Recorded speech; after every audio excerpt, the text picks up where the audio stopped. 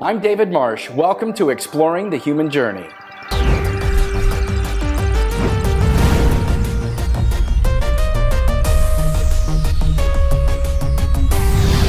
Exploring the Human Journey. My clients will tell me things like, oh, you fixed this or you fixed that, my shoulder, my hip, my back. And I always tell them, like, I didn't fix anything. I'm not a mechanic, you're not broken, right? You're exactly where you're supposed to be today, whether it's where you want to be or where you feel you want to be.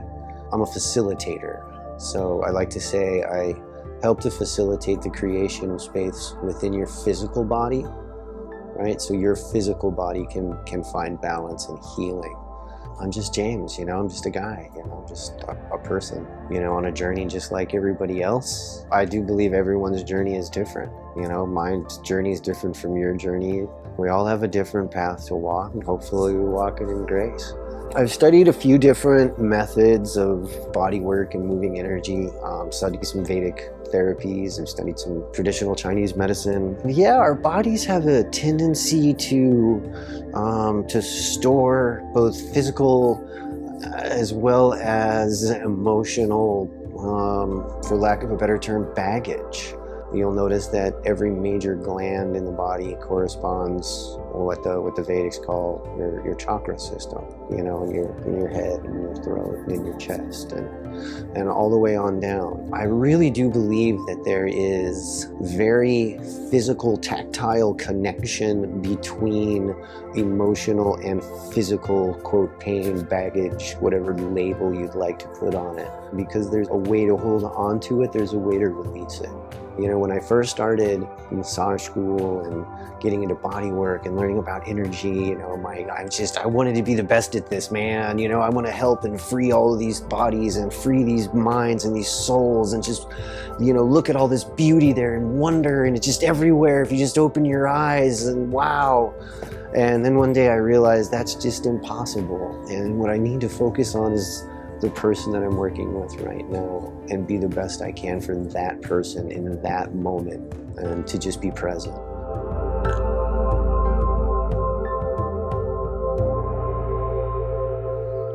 Hi and welcome. I'm so glad you joined us today. Today my special guest is James Ferguson. He's a body worker, he's a life coach, he's a Reiki master. James, welcome. Well, thanks. Thanks for having me. So you are somebody that is interesting. Your significant other is Gila Ferguson. And last week we had her on the show. We talked a lot about energy. We talked a lot about the life between lives. How did you find, she shared a little bit about your connection. How did you find this connection with her? And talk about your journey of your soul, and how these things have come together for you. How did I find my connection with my wife? Yeah, because you're on this journey, right? Yeah. And she said she could feel a connection. Did you feel that too, or was she just some hot chick you met? Yeah, it was funny because we were both living in Amsterdam at the time. Neither of us were living there or working there legally, which is kind of funny.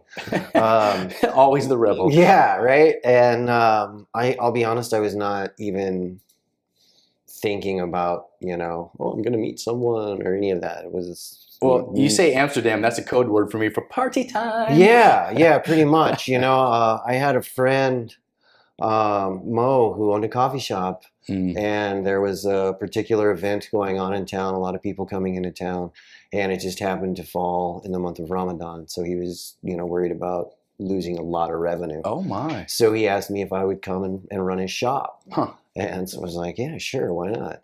So I did. And then a mutual friend, my tattoo artist, who I had been traveling over there to see, said, hey, I want to introduce you to this person. I think you guys are going to really hit it off. She's really pretty, whatever. I was like, oh, great, cool. I'm a single guy. I like pretty girls. Yeah, I like pretty girls. All right. And and she walked into the room and yeah, it was electric, people talk about things like love at first sight and that kind of thing. And it really was, it was a connection. And it's corny, but we stayed up all night talking until the sun came up. And everything just kind of progressed from there. And, we got married, 7-8 months later, something like that. Wow. Been 15 years together.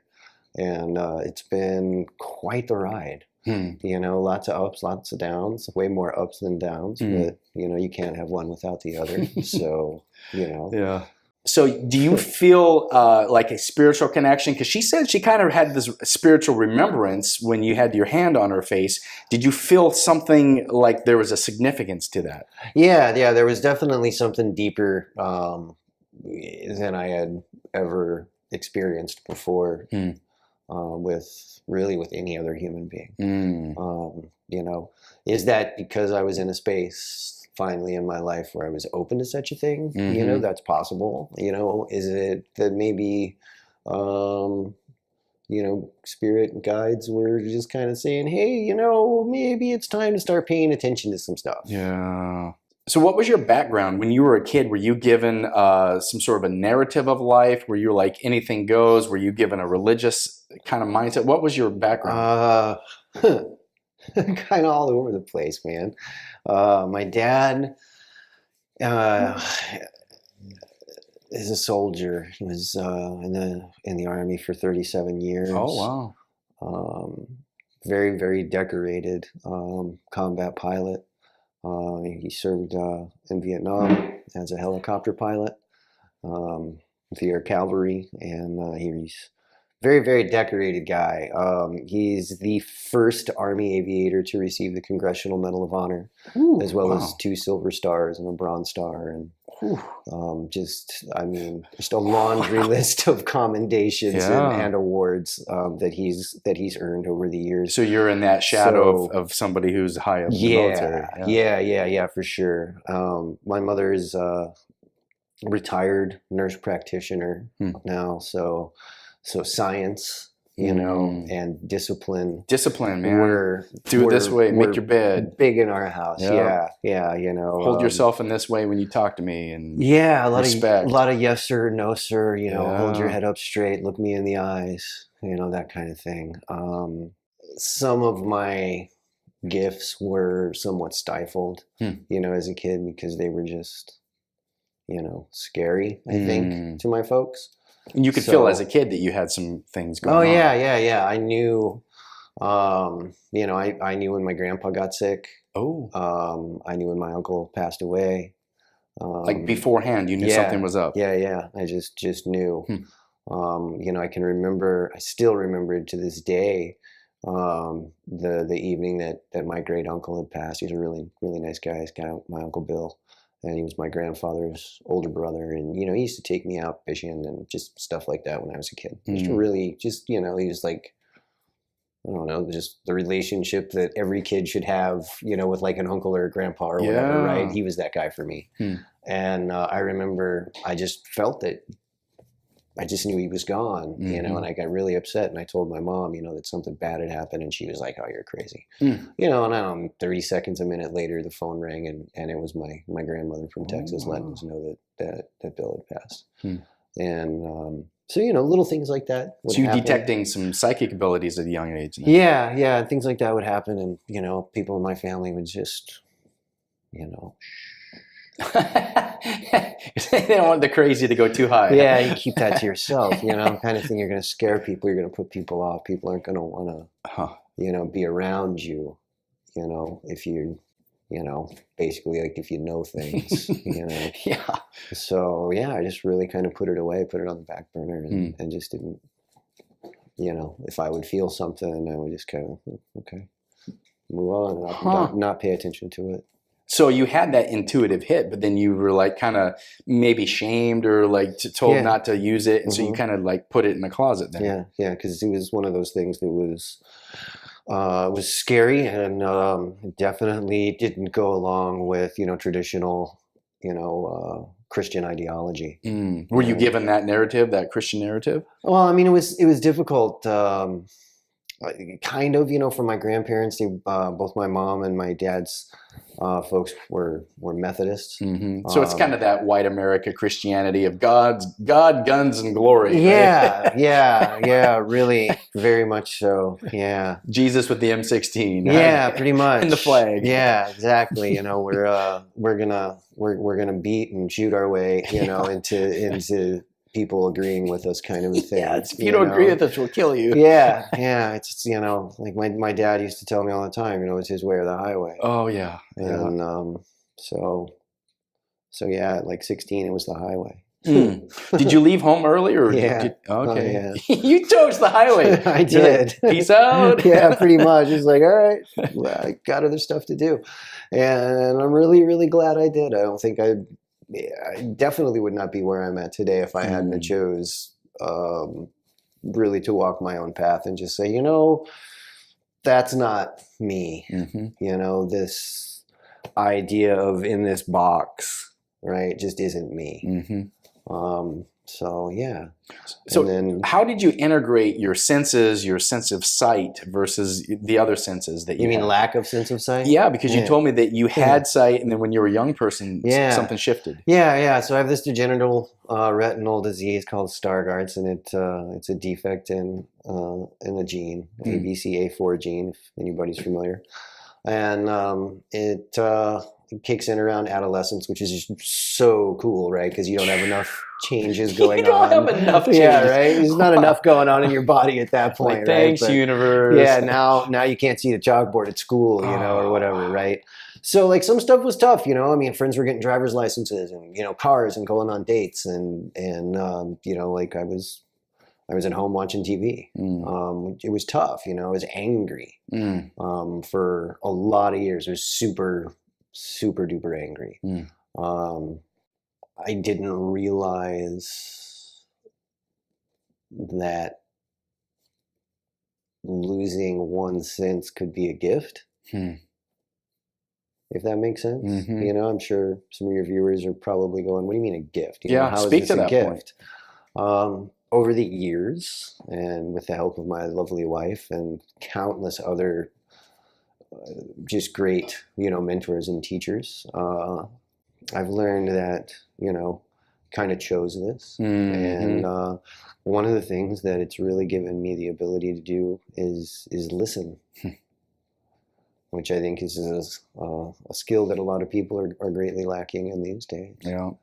It's hard to be empathetic if you can't take a minute to actually really listen and hear someone, right? Because there's a difference between, you know, hearing something and just, you know, and actually really listening. Yeah, paying attention to what they're saying. Right. Yeah. And I've just, I don't know, it's different. It's a gift, you know. So so you're doing something in those years. You're learning, you're growing. So what draws you into the body work, the massage? What draws you that direction? What did you go through to get to that point? Well, I've been a musician for more years than I'd like to say on camera, and is that because you're over 75 now? Yeah, right. Okay. Well, you look great for 75. Thanks, man. 29, actually. 29. Well, you look horrible for 29. Yeah, right.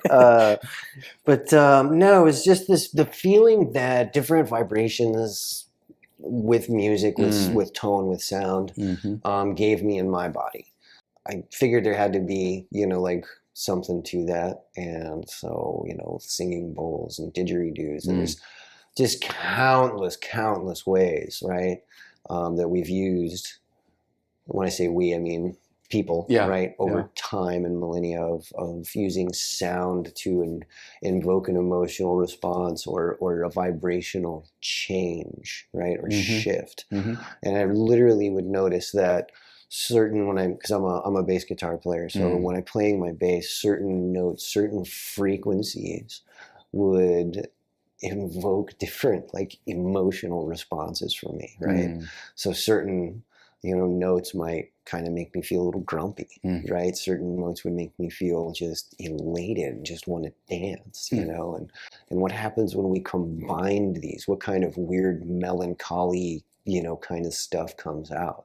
It was really my wife, you know, who said, I think you should really explore this more, and I think you should take this, you know, to a therapeutic, you know, zone. She's, you know, she was always my biggest cheerleader, you know, always telling me there's so much more you can do with this, you know, besides, you know, just like going out and playing in bands on weekends. You know, you can take this to a deeper level. You can do more with this, you know, like She says, what you're feeling through your hands, you can feel that. You can take that other places.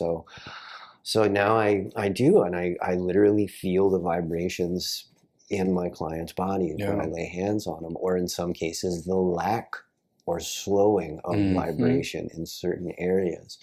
So, when I feel like something's not moving consistently with the rest of the body, it's like, oh, okay, so we've got a blockage of some sort, right? You're not powered, it's just not flowing through this hip, through this knee, whatever. And I just ask a couple of questions, hey, have you noticed some weakness over here?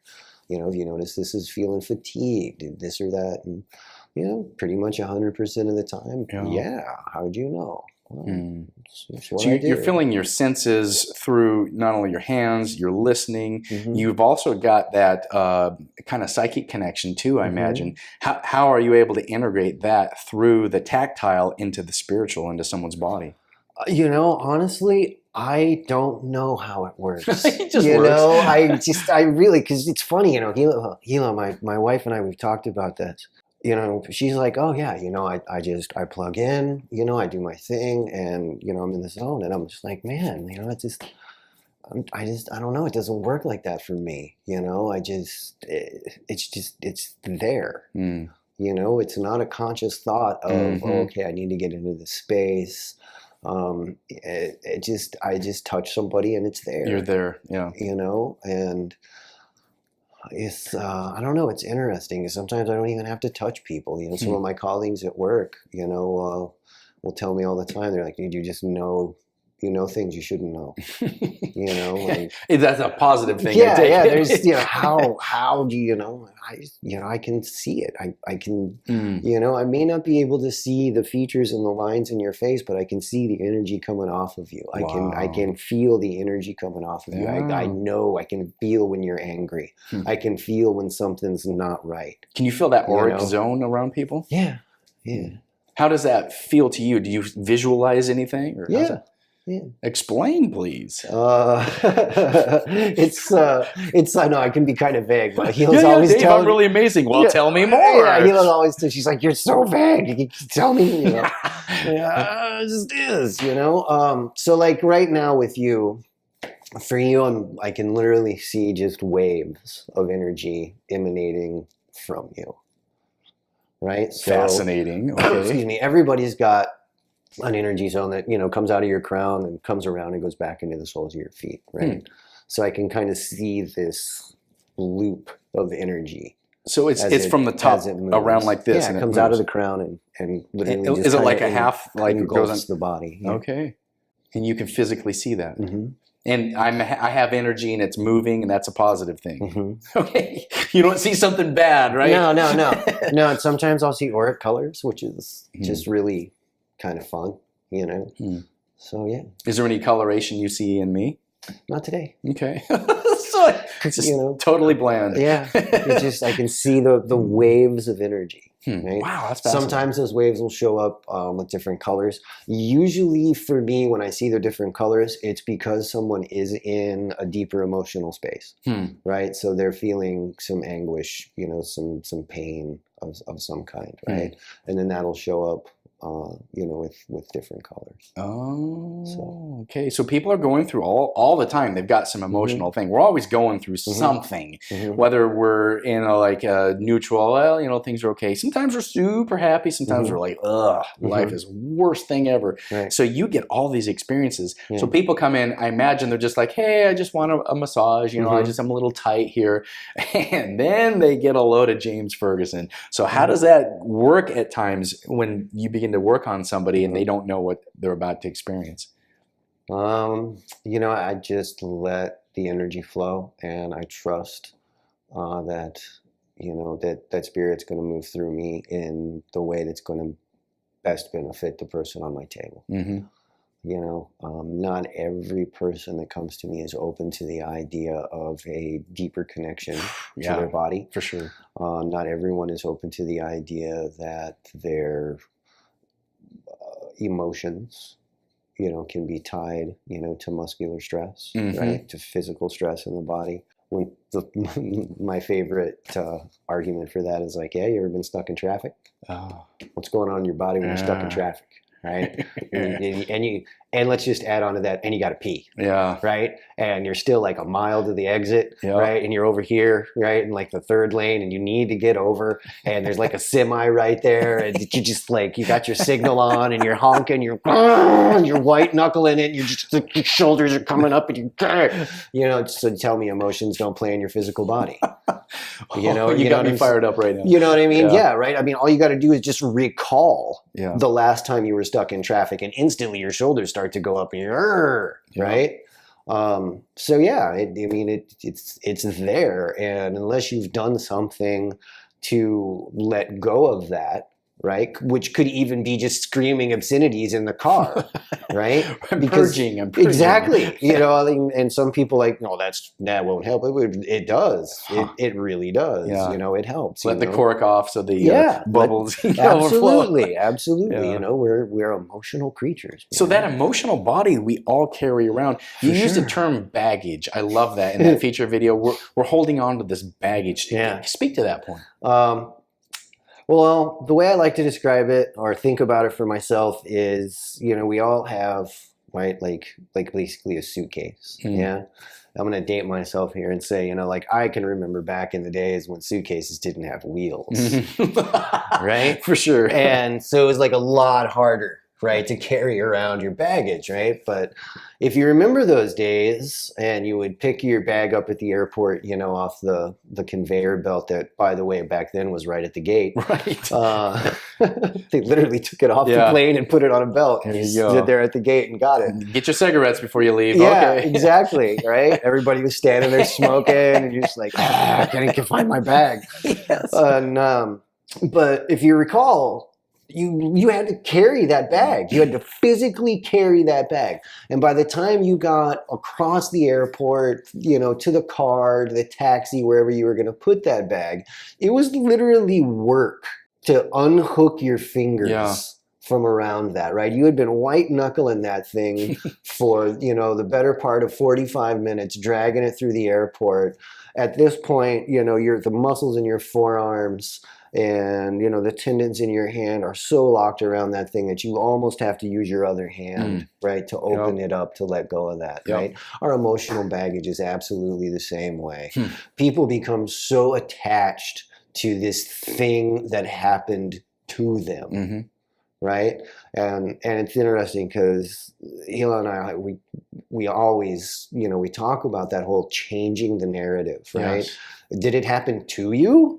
Did it happen for you, right? Because, you know, like, I think we talked about this before. One of the most profound things I've ever heard was also one of the most simple things I've ever heard. When you change the way you look at things, the things you look at change. Beautiful. Right? When you decide that you're not a victim anymore, right? That you are in control, a lot of other stuff just does not seem to matter anymore. That's really good, because I've spent a lot of my life in victimhood. Yeah. You know, thinking that this was the only narrative, this is the only life that I have. Yeah. And, you know, I had no choice. Well, that's easy.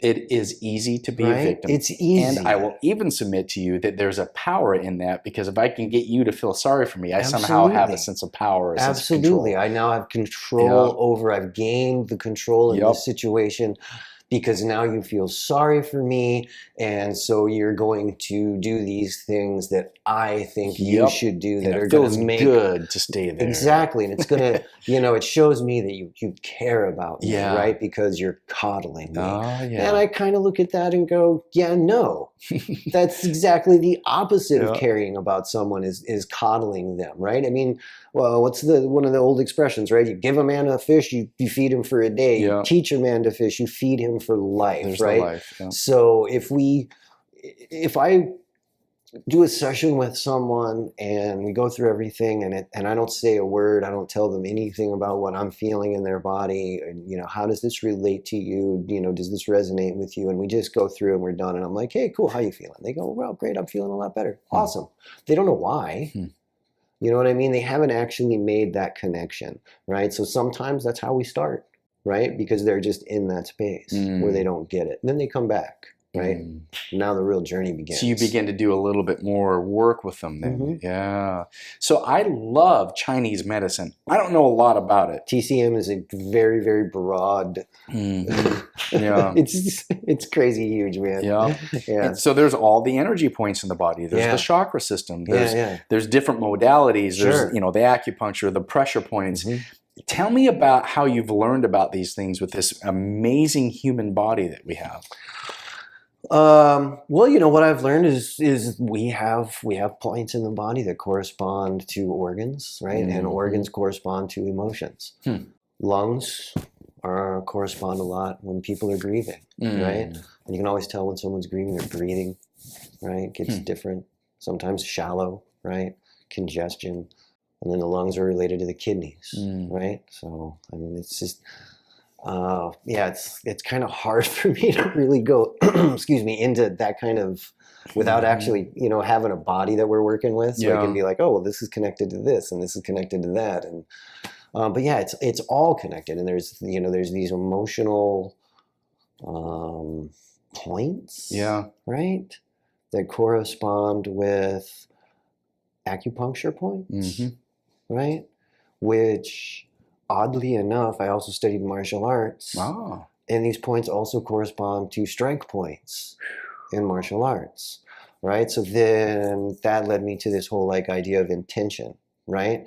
Because if I can hold a point with the intention of opening the point to promote space and healing, that's different than striking a point with the intention of closing it. Oh, wow. To make it harder for your body to function. Yeah. Right? While you and I are engaged, right, in a scrimmage. What level of martial arts did you get to? I know belts are for holding up your pants. We didn't do belts in the school that I went to. But you got to a practitioner level of proficiency. Yeah, I studied for about 10 years. Okay. Mental note to me. Don't come up behind James and pretend like you're going to choke him out. That was a long time. That was a lifetime ago. It really was. Yeah, still a mental note to me. It's interesting, though, the way that corresponds to what I do today. Belts are for holding up pants. I like that. That's beautiful. Well, it's true. One of my teachers was very adamant about that. Yeah. I like the school of thought that said a white belt is given to a student, and when it's black, you've earned it. Yeah, I like that. Yeah, that's true. That's true. But one of the things that a guy who has just been pretty neat influence in my life and in a lot of people's life, Bruce Lee. One of the things that he often said when it came to belts was, "Great. So you proved you know how to memorize a series of moves and perform them in an open space without anyone else trying to hit you. Yeah. Great. Yeah. Are you actually a martial artist at that point? Can you defend yourself? You know what I mean? So great, postures, positions, all that kind of stuff. Cool. They're neat. They're traditional. But if somebody comes to you on the street with a knife and tries to steal your wallet, is that going to keep your wallet in your pocket? Probably not. Now, I love that. I grew up in those 70s years where Bruce Lee was the biggest man. Thing. Awesome. Yeah. I mean, I remember, even in the mid-'80s when I was a teenager, I was watching Bruce Lee movies and stuff. And I think that opened the door to a lot of people to begin to look for the Eastern philosophy, whether it was through philosophy or through medicine. Did you have that experience? Absolutely. I saw an interview with Bruce Lee, and it's funny. Hilo will tell you it's one of my favorite quotes in the world, right? And it's really how I try to live my life, which is good since I'm a triple water sign. It works pretty easy for me. But Bruce Lee said, "Be like water. Water can flow, water can crash, right? Water can build a mountain, water can level a mountain, right? If you put water in a cup, water becomes the cup. If you put water in a bottle, water becomes the bottle. Be like water. Flow through every situation, right? When you're put into something that makes you uncomfortable, become that situation. We grow the most when we're at our most vulnerable and our most uncomfortable. That's great. That's what I've tried to do. Yeah. And sometimes it's been hard and it's ended with tears, but we've all got those stories, right? Right. That's part of the journey, right? Is every now and then you find yourself on the floor, sobbing and just like, why? But it's that ability to pick ourselves up and try to learn from those mistakes. Yeah. So that internal work that you've done, I mean, you're with Gila, somebody who is a transpersonal hypnotherapist, really gets how to help people mine. I loved our last week's episode. I told her she's a soul miner because she helps you mine through the soul. She's removing those obstacles. Yeah. I like what she said about how, you know, she's not shoveling. She's like the foreman. You know, she's just standing back going, yeah, you move that over there. That's exactly right. I love that. Have you had those experiences through her work where you have been able to do some personal discovery of your purpose and your sure. goals? Yeah, I think we play on each other like that all the time. Have you found anything? Can you share anything about what you feel like purpose and mission for your soul journey has been? Yeah, but you know, I don't think it's going to be quite as profound as a lot of people, you know, would think. You know, the one thing that I've really learned, and it was funny, in this LBL session that I did, I kind of feel bad for the practitioner because she got stumped.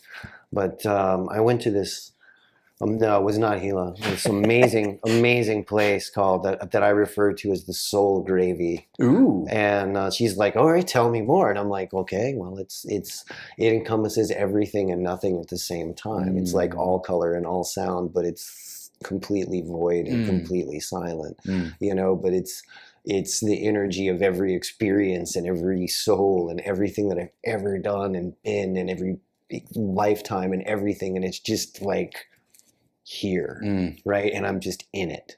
And it's the most awesome, amazing, awe-inspiring, fulfilling feeling I've ever had, ever. And she's like, great. So, you know, we're going to move on. I'm like, no, we're not. You know, and she's like, well, what are you here to do? And I'm like, I'm here to have fun. Yep.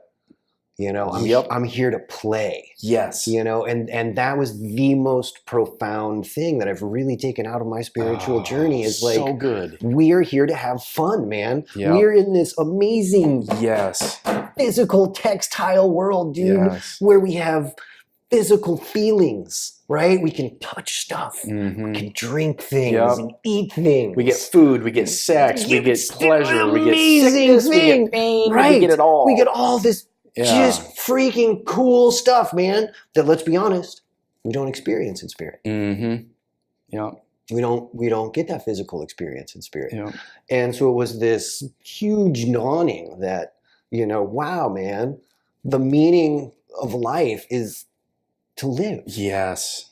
You know, so, and growing up, you know, with some of this more Christian background of, you know, well, you're this fallible sinner. You're broken. You know, thing. Something's wrong with you. That's in search of a spiritual enlightenment. And then to come to this realization that no, I am a spiritual being. Yes. Having a physical experience. And from that physical experience, I take back to the spiritual world. Yeah. Different ideas, different concepts, constructs even. Yeah. Beautiful. You know? So like I firmly believe that, you know, ideas and inventions that are coming out now are things that most definitely popped into someone's conscious probably 100 years ago or 200 years ago or 1,000 years ago, a millennia ago. And maybe they just didn't have the tools at their disposal at the time to make these things come to fruition, right? But it's been locked in that DNA memory that you bring back with you. That's beautiful. Right? So now this stuff's coming up. Yeah. So so that whole idea that, you know, we're not searching for spirit, we are spirit. Yeah. My very first ayahuasca ceremony I did, that was my message was enjoy the ride. Yeah. And that's been the theme of this show is just, what am I here to do? I don't know. What am I supposed to do? Yeah. And Mama Aya says, you're just here to enjoy the ride. Yeah. Just enjoy it. Yeah. And then I saw beliefs and it was like, well, what is the beliefs? That's what creates your reality is what you choose to believe. And I went, so all these constructs and paradigms that we form around ourselves of it has to be this way and you have to do this thing. These are the ways that you are here to experience life. And if you don't like it, guess who can change it? You can. You can change it. Yeah, and isn't it an amazing feeling when you realize that all those paradigms and constructs you made up yourself? You totally built those in your head, right? Yep. That was your story the way you narrated it, right? So you can change that anytime you want. Yep. Beautiful. You know, I've had so many experiences with clients where they, you know, they're relaying this "I'm a victim" thing. And you're coming from a different perspective. You're like, tell me I'm more. like, yeah, okay, all right, okay. Well, what if it was like this? How does that feel? Right? Oh, well, gee, I never thought of that. Yeah. That's your life coaching kicking in, isn't it? Yeah, well, you know, it happens, right? It's good. Now, I love that you do life coaching and you are a Reiki master. So you have the energy plus a little bit of how to help people unpack that baggage. Talk to me about that, kind of how you integrate those modalities. Well, especially when I'm doing the physical work, it's, you know, it usually starts with just a couple series, you know, of questioning, right?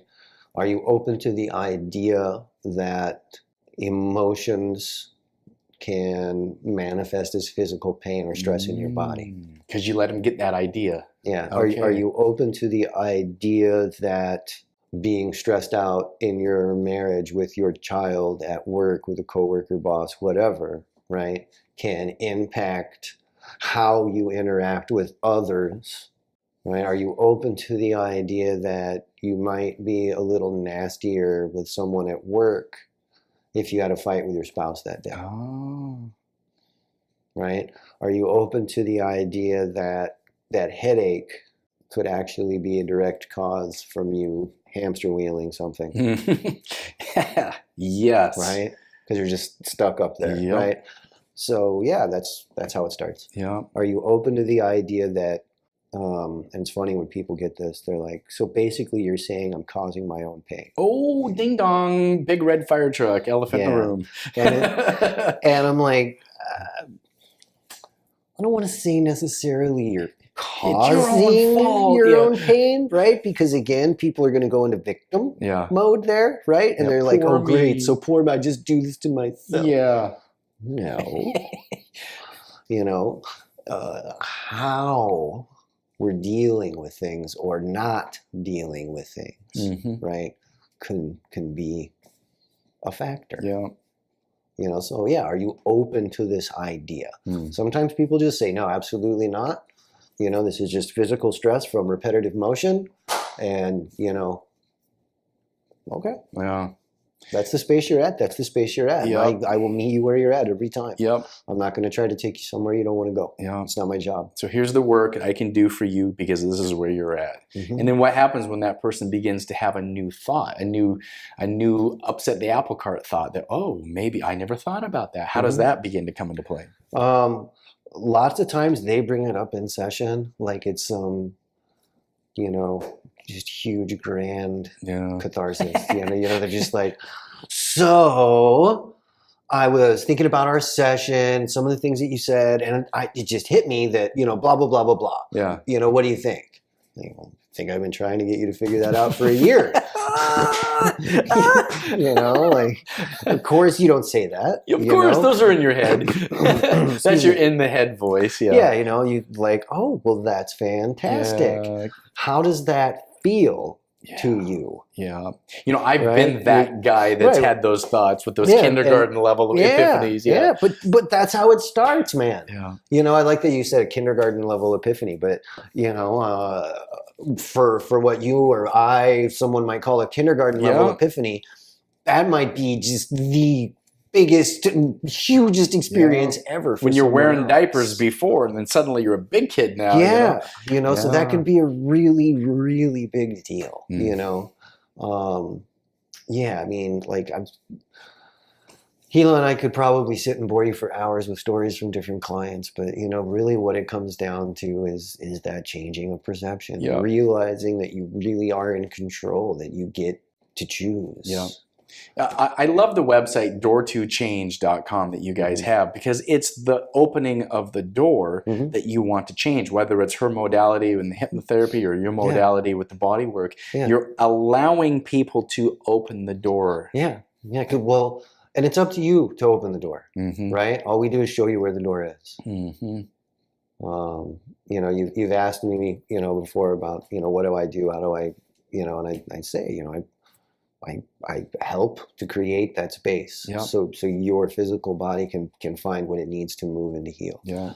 You know, Gila creates that space so your spiritual body can motivate, can heal, right? Those things play together very, very closely. Yeah. You know, and both of us as practitioners and as therapists have had clients make huge leaps in, you know, both sides. You know, I've had clients, you know, who realize their physical pain is actually manifested from emotion, and once they have broke through those emotions, their back pain goes away. Wow. Right? Their hip stops hurting. You know, a good friend of ours has had hip issues for a long time.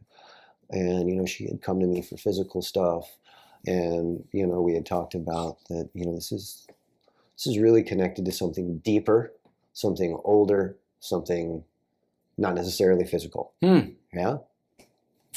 And she had this amazing experience, and through meditation. She hasn't asked me to help her with her hip. Going on 3 years now. So you fixed her and lost a client? Is yeah, that what the story is? She fixed herself. You know, it's fixing even the right word. Yeah. You know what I mean? Yeah. She found the answer to that particular question. Yeah. Right? Is everything fixed? I don't know. Was anything ever broken? If you're still alive, you still got something to do. Yeah, That's my idea. I don't know. I personally try not to use the word fix, right? Because then that implies things are broken. Yeah. And I just don't believe we're broken. Oh, I love that. You give know? presence to that, how you're not broken, there's nothing wrong, you're just on this journey. Yeah. Kind of give some ideas to people who are like, you know, my life sucks and I'm a victim of this. And there's all these bad things and relationship and kids. And... Okay.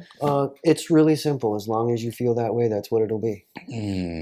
Beautiful. I mean, you know, for all of us, you know, kids that grew up, you know, 80s, maybe into the 90s a little bit, right? I don't know, probably because I grew up watching movies, you know, pop culture references and stuff, right? Right. But there's amazing stuff out there, and it's just right there, little pearls, man, and they're everywhere. All you got to do is pick them up, right? So, remember the movie Terminator 2? Of course. Right? So remember Linda Hamilton's character, right? Yes. Remember what she told her son? No fate but what you make. Yeah, is not determined type of thing. Exactly. You get to make it. Future's not determined. Future's not determined, yeah. So the future's written in water, right? There's no fate but what you make, right? So, you know, it's like standing at a fork in the road, man. Which way are you going to go? Yeah. You choose. You choose how you show up in this life. Yeah. You know, my dad's mom was this really just kind woman, kind Southern Methodist lady. And she would always, anytime I said something even halfway sideways about somebody, right, she would take a knee and look me right in the eye, and she would just say, now, Jimmy, don't be ugly. You know, and if I was like, well, but blah, blah, blah, you know, well, why? Why do you want to be ugly? And then she would ask, how are you going to show up? Yeah. How do you want people to see you? And I was a kid and I didn't understand, right? Because lots of times kids don't get these pearls, you know, that these truly just amazing folks are trying to give us, right? You know, going, look, man, I already screwed all this up. We're trying to tell you. Trust me on this one, right? And so she would do that. And now today, you know, 40 odd years later, those words are in my head every day. Every day when I'm with a client. How am I going to show up? Yeah. Right? I get to decide. That's so good. So the balancing of the body and the mind and the spirit is really important, because the thinking that you have comes into your body. What are some kind of tactile things that people can do to put themselves in a place? Maybe they're in a naturally stressful situation for, you know, work and pressure and deadlines or family and health issues. What are some practical things that people can do to find themselves in a space where they can be in alignment with that health? I'm a strong advocate for meditation. Beautiful. I am one of those people who head likes to move a lot, right? So meditation really, really helps me. I'm also an advocate for yoga and physical movement, right? We have this amazing machine of a body. Use it, right?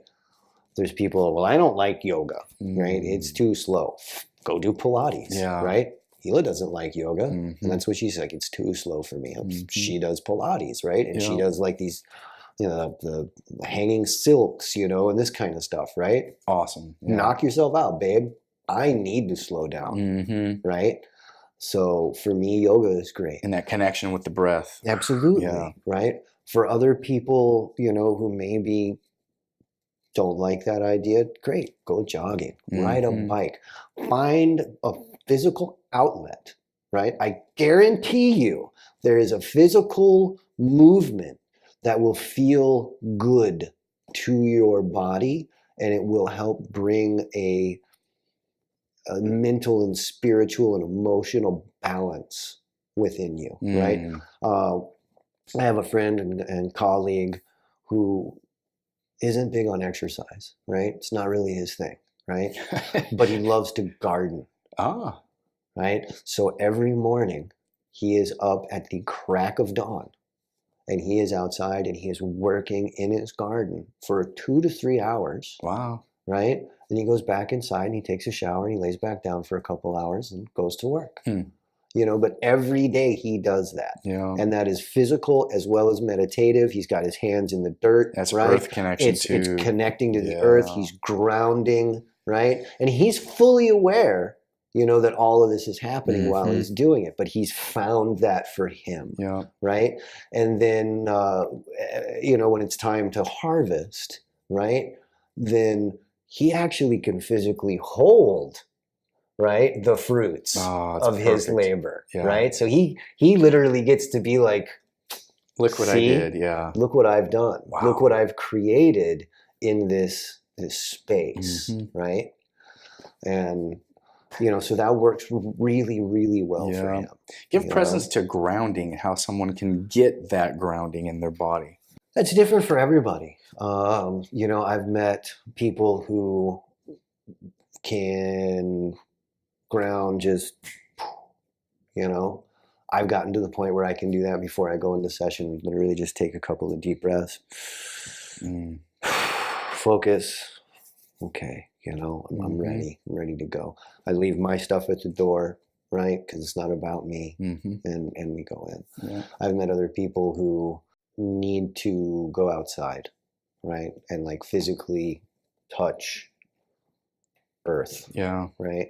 And I've even had days like that where I'm just like, oh man, I need to just go and lay in the grass.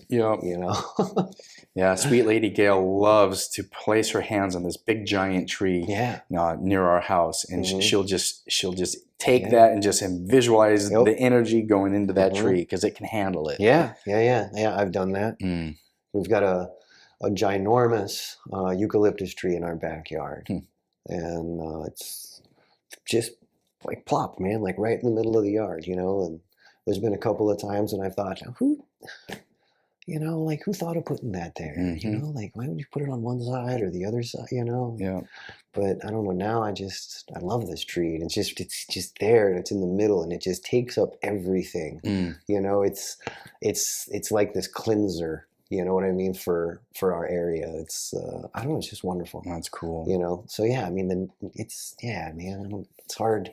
It's hard for me to explain it, but grounding is different, I think, for everybody.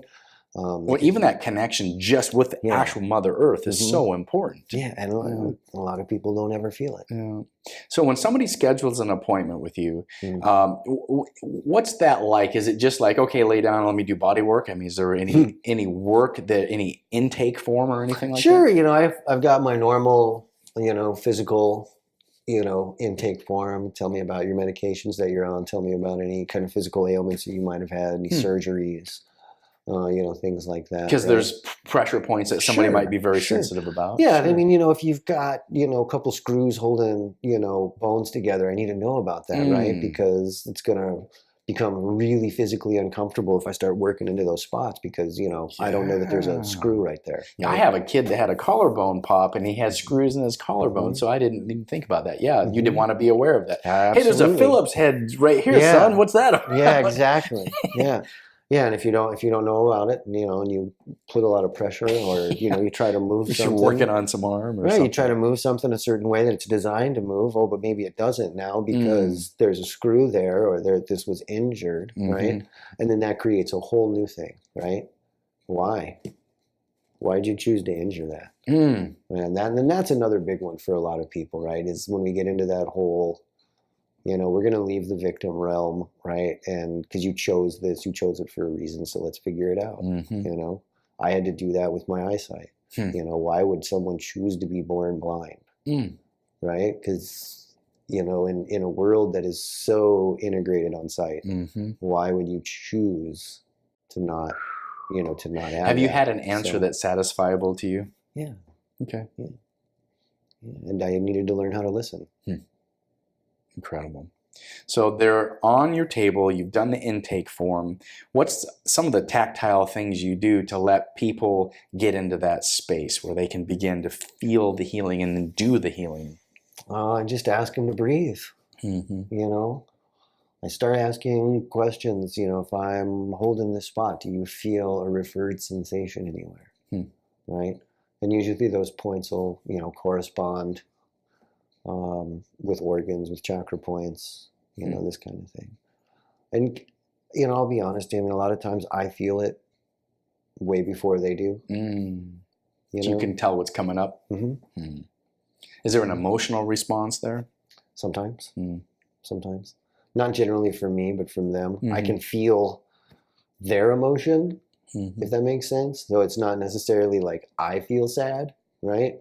But I can feel that they have sorrow, that they have pain. So we can hold this sorrow in our body. And if you're working a specific area in the body, does that emotional response come when they cry? Does that happen? Yep, absolutely. Tell me about that experience. That's got to be kind of disconcerting to have that the first time it happened or something. I mean, yeah. Well, I mean, the first time it happened was actually in school. Oddly enough, it wasn't really disconcerting. It was really beautiful and just remarkable. And, you know, my fellow student at the time just really just let go. And she had this, you know, amazing experience. And yeah, you know, but to do that, she had to really become emotionally naked, right? In front of a whole classroom, you know, full of her peers, right? And how hard is that to do, you know, in front if we're guarded, in front of, even in front of someone that, you know, your spouse, right? Your life partner, someone that you supposedly trust, you know, implicitly. It's almost impossible sometimes to do that. And she was able to do that. And I was able to just hold the space and understand what was happening and be just present for it. And to just, you know, when she started to emote and started to sob, instead of, whoa, what's going on? She said, that's perfect. Let that go, right? And we stayed holding those points because those were the points that she needed, you know, stimulated on a physical basis to let go of the emotion and the pain that she had kind of centered there in her heart space. So wow, that's incredible. Now I've had the experience of having as a child, having my mom rub my back, and boy, that sure felt nice. Or having my partner, you know, give me a massage that maybe it's a little deeper and maybe there's a sensuality to it. But when I watched you do your feature video, and Gila was so gracious to be the one that volunteered to get body work done. Yeah, but she has no problem she had no volunteering problem for that. about it. It was so fun. But when I watched that, you're manipulating muscles, you're finding pressure points, and it's not necessarily a pleasant experience because you're doing work. I heard a lot of, oh, okay, too much. Oh, you know, I heard a lot of that.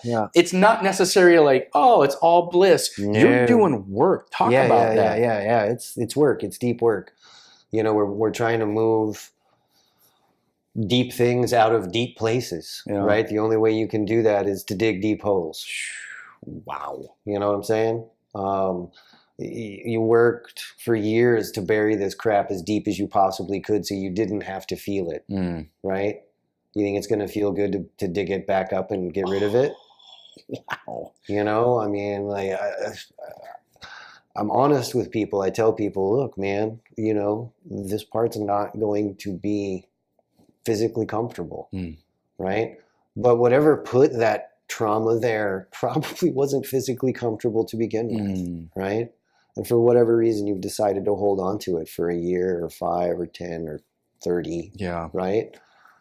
And so, yeah, I have no problems putting it to people very bluntly and very plainly, and just saying, look, you spent how many years building this up? It's not going to be gone overnight. And it's going to be a journey to let go of these things, the same as it was a journey, you know, to fill that bag, right? But again, we're going back to that bag that you're white knuckling, right? Such a good analogy. And you keep shoving more shit into this bag. Like, I can fit more. Right? No one will know because it's closed. Exactly. But we're all walking around with a 5-pound bag with like 105 pounds of crap in it, man. Right? And it feels really good when we can finally open that bag and go, man, you know what? I don't need that anymore. And I don't need that anymore. I don't need this. And how did this even get in this bag to begin with? It's not even mine. It's not even mine. You know? It's a 5-pound rock. Why am I carrying that? But we all do it. Yeah. I'm guilty of it. You know, we all do it. So, you know, it's the idea of, I guess, you know, for me, you know, is trying to help somebody just open that bag and, you know, make it a little lighter. Beautiful. Maybe eventually we'll be able to put the bag down completely. Yeah. Beautiful. So if people want to get a hold of you, they can go to the website. They can go to doortochange.com. Yes, sir. And they can schedule an appointment. Sure. Do you have like a plan or a system of development, or is it just come in and see what happens? How does that work? I don't ever try to make a plan. Every time I try to make a plan, it never goes the way I planned it to go. Gone the other way. So yeah, you know that old expression of man makes plans and God laughs, right? Yes, beautiful. So, you know, and it's totally true. You know, I'm like, okay, I got this person coming in. This is what they want to work on. So I'm going to, you know, do this. And I got this set up and I got this set up and I got this ready to go. And then when they get in and we start talking about stuff or whatever, and okay, yeah, I'm not going to end up using any of this. And, you know, we're going to go this way, you know? So yeah, I don't even make a plan anymore. I trust that, you know, that the universe is going to bring the people, you know, to me that need what I have. Yeah. And I've seen the singing bowl. You place that on the body and you do the thing and you hit the, how are you using that vibration? The particular bowl that you saw was a root chakra bowl. Oh. So it's in the key of middle C, which is the actual key that the earth itself vibrates in. Beautiful. So it's also the key of our root. Right. So the idea of that particular tone is really for grounding. And they're all white keys on the piano. So right. I like C. Yeah. That's what I tell people. They say they can't play the piano. I'm like, just play the white keys. Just play all white keys. You'll be fine. And it's true. It does. If you sit down and you just play white keys, all the notes will blend together fairly well. Somehow it works out. There will be no dissonance, right? As soon as you hit a black key, you're going to hear a dissonant note. Yeah. Life is kind of that way, right? But it's the dissonant notes that make everything beautiful. Yeah. Dissonant notes make it jazz. Right? It does. You got to know how to play it right, and then when you start to mess up, then it's jazz. That's right. That's what I tell people. Right? It's so good. If you play a wrong note once, it's wrong. If you play it twice, it's jazz. Yes. Yes. Best life lesson I've learned. That's good. Yeah. Awesome. So at the end of the episode, I like to give the guest the opportunity to say, look, if there's one thing people can take away, it's this. So what would that be for you? I think the biggest lesson that I've learned in life so far, right? So far. Because you're not done. I've got a lot to do yet. Yeah. You know, I'm personally barely, a third of the way with my scheduled journey. Well, with modern science, you should be able to live 250, 300. So. Well, I've been saying for years that I'm going to live to be 120. Nice. And I would decide at 120 what I wanted to do. Nice. Right? So it's funny because I tell Hila, because she's like, oh yeah, I'm like, yeah, you're going to be gone before me. And she's just like, what are you talking about? I'm like, well, yeah, I said 120. And she's like, well, how do you know I won't live to be, at least that old? I'm like, okay, you're so right, fun. I don't, but it's fun to mess with you. I would say that the one thing that I've learned so far, the biggest lesson I've learned is that we really are here to have fun, right? To enjoy each other's company. You really have a choice. Life can be short, right? In other words, like, wow, it was amazing, wow, it was amazing, wow, it was amazing, or it can be long. Like, man, my job sucks. Yeah, I don't make enough money. I don't have this, I don't have that. So yeah, as long as you're focused on the negative, it's gonna suck. Yeah, beautiful. You know, if you can realize that you're here to be happy and have fun. Yeah. That's what we're here for. That's awesome. Enjoy it. I heartily recommend that you go to the website, find out how you can get in contact with Gila, how you can get in contact with James. Especially Gila. Especially both of them. They're both amazing in their own rights. Find out what you can get out of these modalities they offer and have a better, even better life than you're already having, something that is given and enriching. It's amazing. James, I appreciate you being on the show. Thanks, man. Thanks for being a part of my journey. Blessings. Namaste. Namaste. I'm David Marsh, and you've been watching Exploring the Human Journey on YouTube as a video and listening as a podcast. If you would like to help continue the conversation, please consider supporting us by visiting patreon.com, where you can support us on a monthly basis and get extra bonus content. For as little as $1 a month, you can make this show sustainable and help continue spiritual consciousness. You can also help by following us on Facebook and Instagram. For more information about the show, find us online at exploringthehumanjourney.com.